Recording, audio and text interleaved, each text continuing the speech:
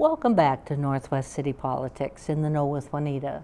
We're glad that you're joining us for our show again this week. We're glad for people like you, people that are interested in the issues that are happening in our cities. Because it is important for good government to have city staff, city councils, and the people that live in the city interacting back and forth, sharing ideas and sharing information. So we're glad that you're interested. If you haven't watched our show, each week we'll have something on from one of the 9 cities in Northwest Community Television's viewing area who can share information about the current issues that are happening in each of our cities. And then from time to time, we'll bring in different groups like we're doing this evening that affect all of our cities. So I'm very happy tonight to welcome Senator Ann Ress from District 45. It's a pleasure to be here. So we're glad to have you with us again. Thank you. It's been a while because the last time we had you here we were talking about the Capitol restoration. That's correct. And because you've been here before, you know that I'm going to have you introduce yourself out to our wider audience. If you can give them a little bit of information about yourself and your time in the legislature. Well, thank you, Juanita. It's always a pleasure to be on your program. I've been in the legislature. I was first elected in 1984 to the House and served there for 8 terms, 16 years. And then when Ember Reichkott Young, who was our state senator at that time, when she retired, then I ran for the open seat in the Senate. Most of my work is done in the tax committee. That's where my experience is, and that's where my interest and passion is, if you will. And I currently chair the Tax Reform Division and am the vice chair of the full tax committee. Then I also serve on the Transportation Policy and Finance Division and also on the Agriculture Committee. In addition, I serve on the Legislative Audit Commission and also I'm a member of the Minnesota delegation to the Great Lakes Commission, which I've also very, very enthusiastic about that work, and have just a great interest in economic development issues and the clean water initiatives that we are pursuing with cleaning up the Great Lakes, as a matter of fact. And then I've been really involved over the last actually 15 years, ever since I got in the Senate, with the restoration project for the Capitol, which started out very modestly. And then 3 years ago, when the Department of Administration told us that because of the governor's desire to almost double his space in the Capitol, the House wanting more space, and the Historical Society wanting more space in the Capitol for their educational activities, that there wasn't going to be enough space for the DFL senators at the time, and that at that time we were going to be in the majority to have our offices in there. Otherwise, if we hadn't done that and given that space to the governor and to the House and to the public, the Capitol would truly have become a Senate office building. And I think everyone who was involved thought that was not, with this opportunity for renovation and restoration, that was not the way to go. And so once we learned that there wasn't going to be adequate room for the offices, then we started working on a plan for a Senate building, the Minnesota Senate building. I brought the brochure here, Minnesota Senate building. That is, it's a complement to the state office building, which is where the members of the House of Representatives have their offices. The last time that we had you here, we were talking about capital restoration, and that's been ongoing, and we had a lot of information that we gave people about what was going to happen, but I thought maybe we could touch base on the whole, where we've briefly come to on this the process point. and where you've gotten. And like you said, you've been involved in the process for 15 years. Been trying to do this for 15 years, and now it's finally going to come to fruition. We started working in earnest on the building within the last year and a half. And then in May of this year, after the session ended, we vacated the Capitol, and members of the Senate, of the DFL members of the Senate, have worked mostly from home. We didn't have any offices. Our staff was located in a building in downtown St. Paul, but senators didn't have any offices, and it worked out. It worked out okay for the interim because we weren't having a lot of hearings and things like that. And so we vacated the building in May, as well as everybody else. Had to find what we call swing space. Where do you go until the Capitol can be returned for its full use? The governor took some office space down in the Veterans Building, and some staff went over into the Centennial Office building, and then the majority senators just didn't have any offices at all. Everything, you take everything home and or put it into deep storage.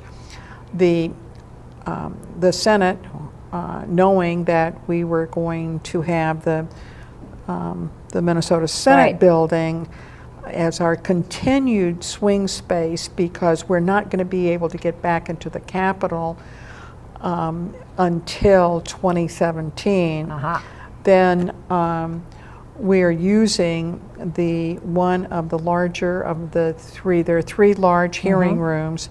We don't have the largest one for our chamber, but one of them is being used for our chamber during the 2016 session, and then when that's over and when the Capitol is finished, then those desks will be moved back into the chamber in the Capitol, and we will resume our meeting there. The House took a different course. They, for whatever reason, and it just amazes me, they decided that they wanted to stop the reconstruction in order to have their 2016 session in their chamber. But there's no running water. I remember that. The toilets are outside. The fire marshal has put a limit on how many people can be in there. There'll be no public. They'll have TV, but you know, there are no galleries. The galleries will be closed, and the construction, the renovation, comes to a screeching halt until the session is over, and they're out of that space that they're using. Now, work can go on in other parts of the building, but it's costing about $500,000 for them to meet in the Capitol. We had invited them to meet in the Senate building, but they declined. So we're, but I think Minnesotans are going to be really, really proud of the restoration of the Capitol. It's lasted, Cass Gilbert's vision and construction has lasted 100 years plus, and the work that's being done now is going to, I hope, have this building last another 100 years, as long as we keep it up and do the maintenance that is necessary, and the technology that's necessary to keep it modern. with regard to how government functions. Oh, right. We have we're maintaining, we're not changing the inside of the building, that the historic part. Right. Maintaining that, preserving that. I also serve on the Capital Preservation Commission. Right. And that is our chief goal, to maintain the architectural integrity of the building that matches Cass Gilbert's vision, with bringing the usefulness of the building up to the 21st century. More practical. Yes, and that was also the goal in the Minnesota Senate building. We consider it, building a legacy, building a legacy, that this is a building that's going to be complementary to the Capitol, just like the State Office building, again, where the House of Representatives have their offices, that it's going to be a building that lasts 100 years. It has amazing accessibility for people with disabilities. Okay, and let's touch on that a little bit later, because I was going to ask you to... I can talk about this for a long time. I know, because it's a particular area of interest. Yes, it certainly is. There's, as they're making these improvements, will the outside of the Capitol be done before the inside, or they both get done about the same time? They're working on it simultaneously. There's still scaffolding up on the outside of the Capitol, but a lot of the cleaning of the marble and the repair of the marble. I think the last time I brought in a piece of the Capitol and showed that it was sugaring, that the damage from the weather and rain had really made some parts of the Capitol on the outside not safe. That has been now, for the most part, almost 100% corrected. And there's still on the dome, that's where the scaffolding and the shroud is around it. They're still working on that. But they've been working on the outside of the Capitol for the last 2 years. And part of that was to do the mitigation of the damage that had been done by rain over the last 100 years. Water damage that was in the walls. Public buildings like that, we don't think about them that way, but they don't have gutters on the outside. If there's water that's coming down from the roof, it comes down through pipes that are on the inside and then dispersed. But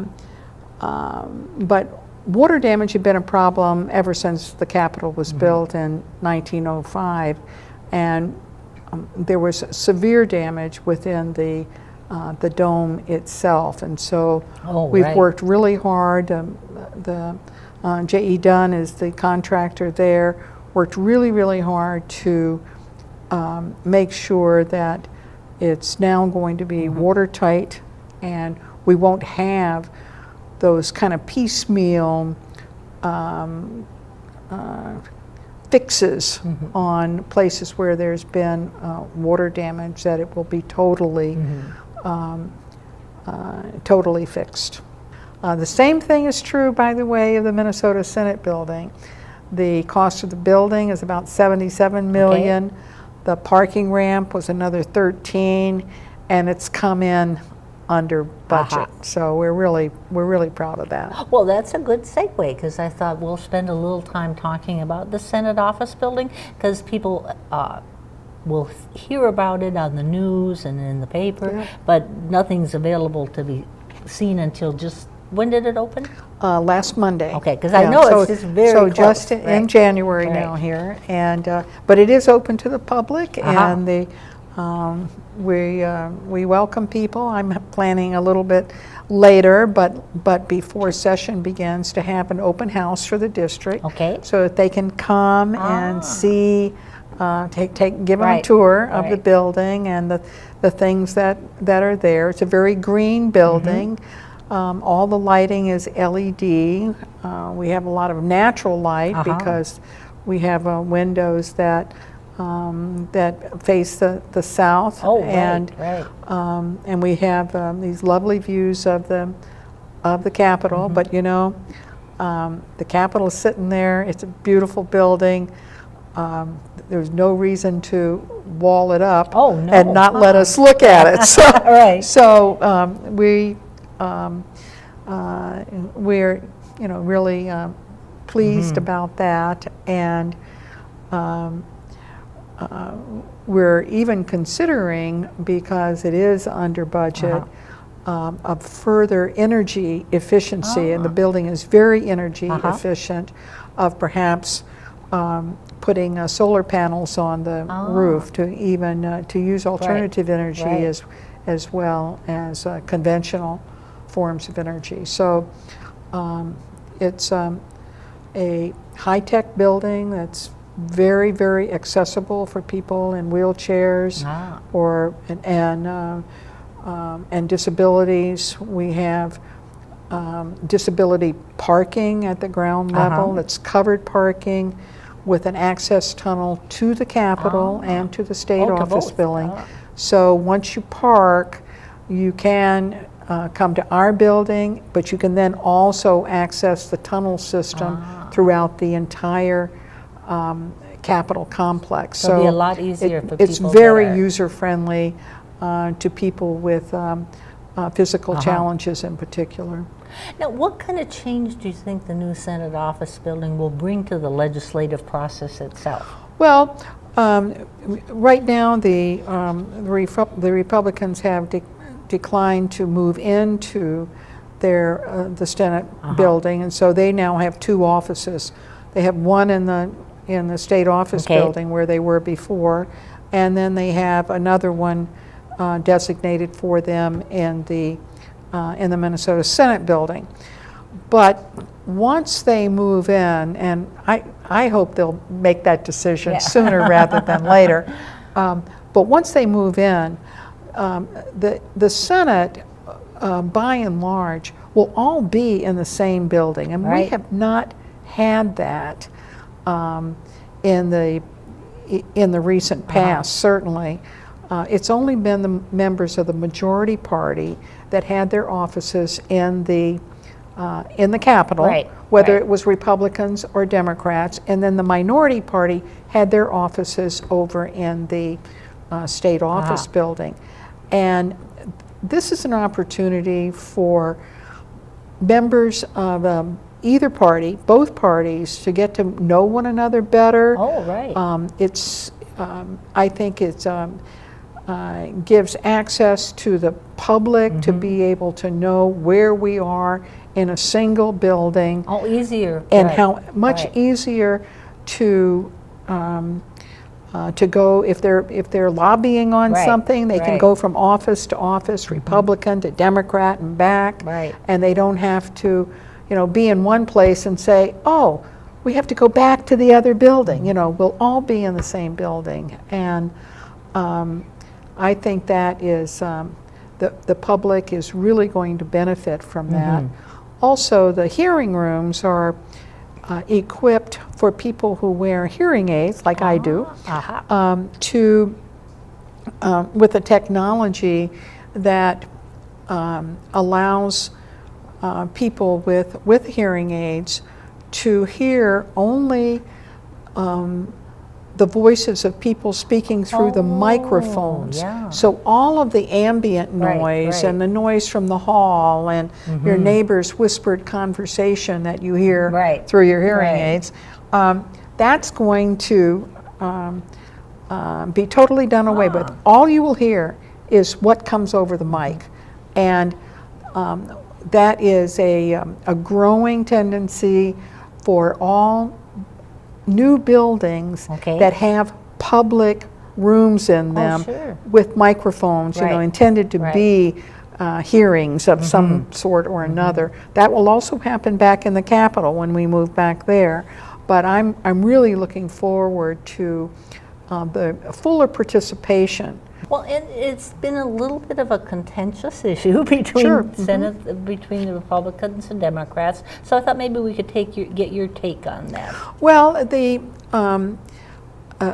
think less contentiousness about the Capitol itself. Oh, right. You know, the Senate office the Capitol building, right. restoration. Although there have been some things that have come up there that have sparked some interest Right. as well. One of them is concerned about the artwork in the Right. Capitol, That's been in the and paper, right. whether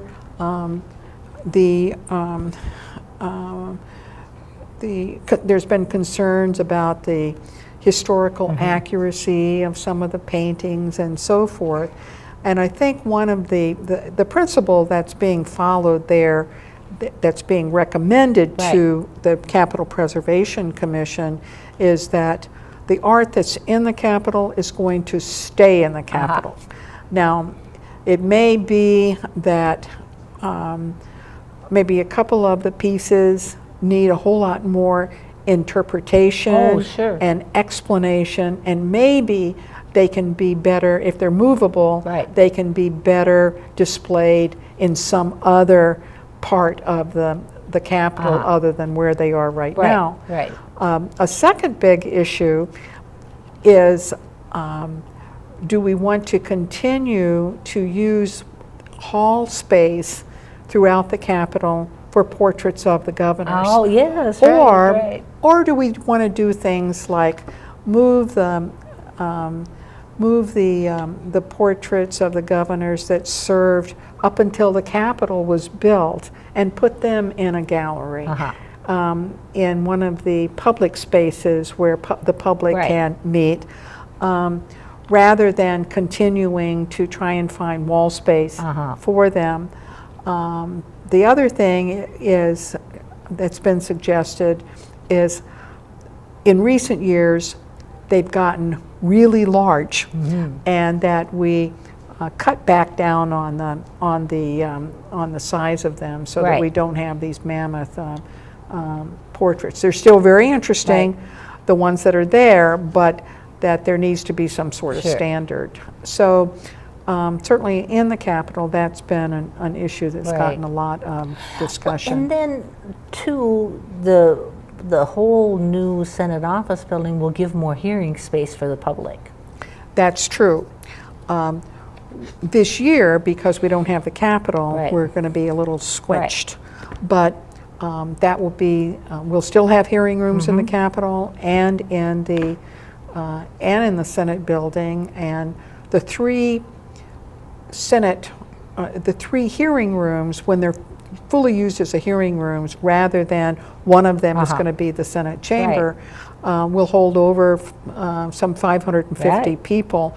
We don't have anything like that in the Capitol. And why that's important is a lot of times people, unlike 100 years ago, they have the transportation to get to the Capitol. They want to come to a hearing on criminal justice reform or something that they really care a lot about. And they've come to the Capitol, they get a number, and then if they're lucky, they get to go into the hearing room. But mostly, the crowds that come have to go and watch the hearing on a TV someplace. And you can watch a hearing at home on the TV, you know. Much easier, but on important issues, on controversial issues that there are hearings and committee hearings on, people will actually be able to be present. And we'll still have places where they can watch it on the closed circuit TV, but there'll be so much more opportunity for them to actually be present in the hearing room. And people have asked us about that time and time again, and been very annoyed when they come and they find out that you have to have a lucky number to be able to get in, or you can't get in at all. You know? And so I think I think that will be greatly appreciated. And I then hope so. Yeah, before we leave this issue, I thought we should point out that, because you had pointed out in your booklet that the Senate office building was built with no time off for injuries whatsoever. It's really, Mortensen really did a great job. They were, we had a bipartisan and bicameral. We had Republicans and Democrats, even though it got contentious later. I can assure you that the Senate Republicans and the House Republicans and the House Democrats worked together with the Senate Democrats to choose the architect, Picard, and to choose the contractor. And they all signed off on it. And they came to a number of meetings where we were discussing the project. So the notion that the Republicans and the House in particular, the whole House and House Democrats as well, were hands off on this project from the very beginning. That's changing what the record is. Well, and almost all of the contractors are Minnesota companies, you said? We're so proud of that. About 95% of the contractors, the materials, it's a Kasota limestone there, the materials, the contractors, and the workers were all from Minnesota who built the Minnesota Senate building. That's not true for Cass Gilbert when he built the Capitol. He had marble from Georgia and Italy and materials and people that came from New York to do some of the paintings and so forth. But that's not true in the Minnesota Senate building, and we are very, very proud of that. And then Mortensen in particular is to be congratulated for their utter devotion to safety. There was not a single minute lost to injury in the construction of the Minnesota Senate building, and that's quite a record to be proud of, and we're very grateful for their attention. It's because of attention to detail to make sure everybody is safe on the job and make sure that they come to work in the morning, they go home at night, and they put in their full day's work, and no one was ever injured. Well, then we'll encourage everybody out there to get involved with their legislators like you, with people in your area. Bring your ideas forward, and then follow them along as they're going, moving forward. So we'll thank you for watching us tonight, and we will encourage you to watch next week for part 2, dealing with the new up-and-coming legislative session. So definitely get involved. Take time. If you have ideas that you think would be beneficial to our state, contact your legislators. Take your idea and get it started moving forward. Come to our town meetings. Come to our legislative listening sessions. So we'll see you again next week. Bye.